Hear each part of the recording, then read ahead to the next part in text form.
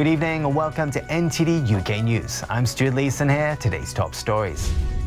The final lifting of COVID restrictions in England is pushed back 4 weeks amid concerns over the Indian variant. Theatres are reeling about the delay and its effects on the industry.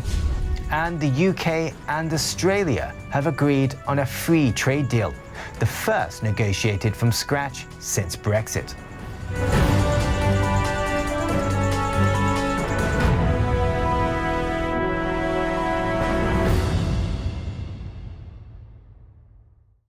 Prime Minister Boris Johnson delayed England's final reopening plans by a month last night. Johnson said he took the step out of caution due to the spread of the Indian variant. Gloria Tso brings us this report. The UK government has delayed plans to lift the remaining COVID-19 restrictions in England.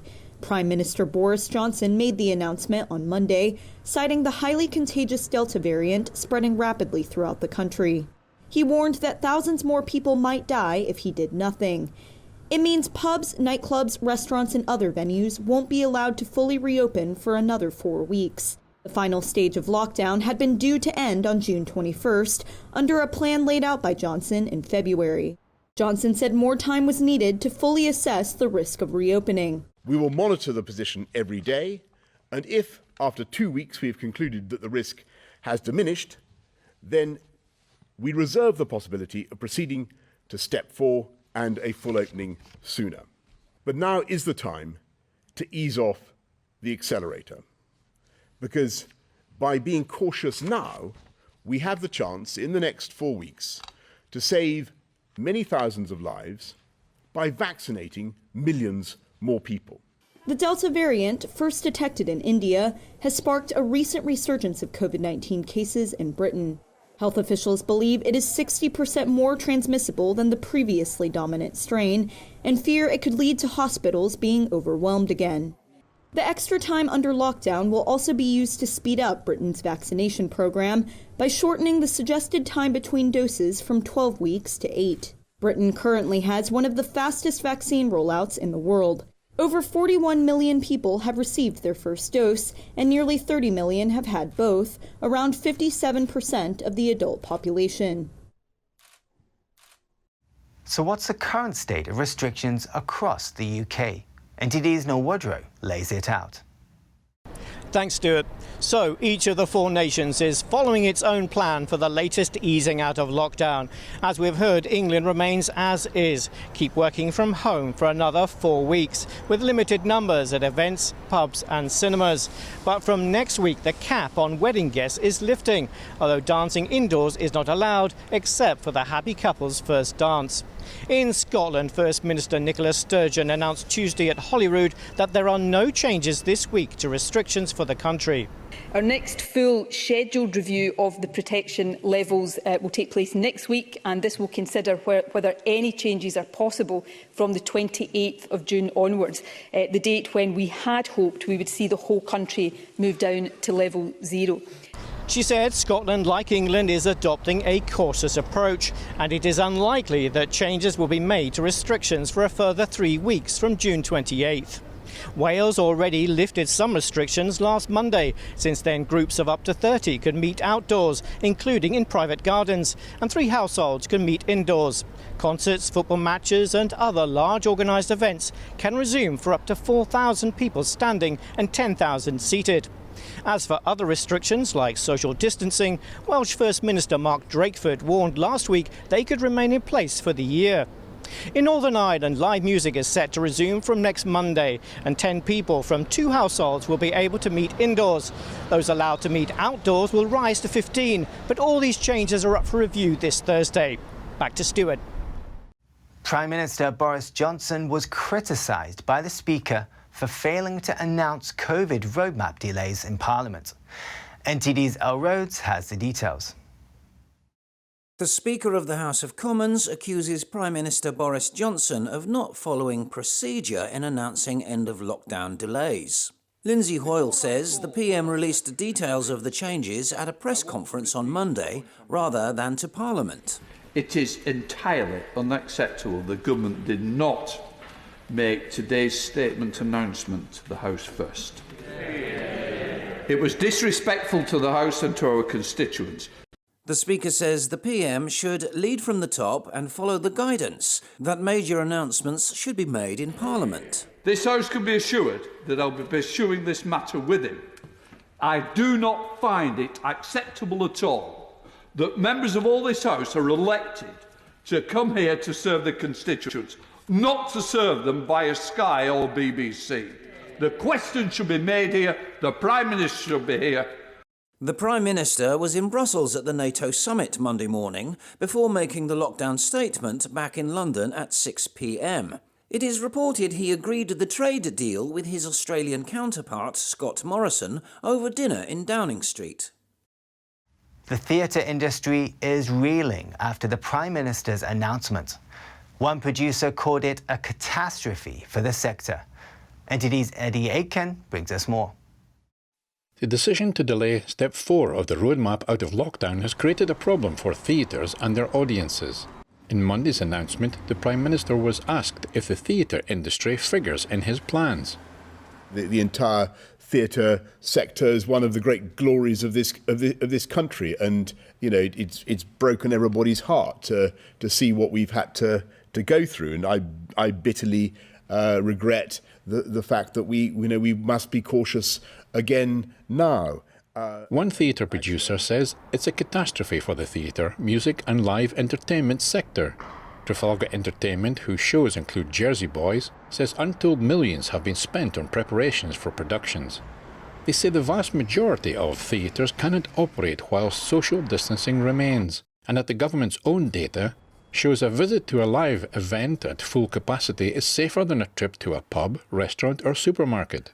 Sir Andrew Lloyd Webber defiantly said last week he will open his theatres from June 21st even if he gets arrested for it. In a personal tweet last night, he made a pledge for all theatres in the UK. My goal is to fight for the full and safe reopening of theatre and live music venues up and down the country. Sir Andrew was due to open his new musical Cinderella for previews from June 25th with a full opening on July 14th. But after the announcement, his company posted on Twitter, "Following today's delay in lifting lockdown restrictions, we are working hard behind the scenes to get everyone to the ball." Some who have bought tickets reacted on Twitter, one looking to move dates, another who has booked accommodation that cannot be cancelled. Theatre industry body UK Theatre emphasised the costly effects on the theatre industry of the delay, but the nervousness in the industry. CEO Julian Bird said in a statement, "A clear, irreversible reopening date will boost audience confidence at a time when it is vital theatre fans support the industry they love." Eddie Aitken, NTD News. UK and Australia announce a free trade deal, the first negotiated from scratch since Brexit. The deal will make products such as British cars and Scotch whisky more competitive down under. NTD's Joanne Robson brings us more on this. Prime Minister Boris Johnson has agreed the broad terms of a free trade deal with Australia. He says it marks a new dawn in relations between the two nations. The Prime Minister and his Australian counterpart Scott Morrison announced the deal in Downing Street. This is the first freestanding free trade deal that the UK has done since Brexit, and it's also therefore a prelude to further deals. This is the most comprehensive and ambitious agreement that Australia has concluded.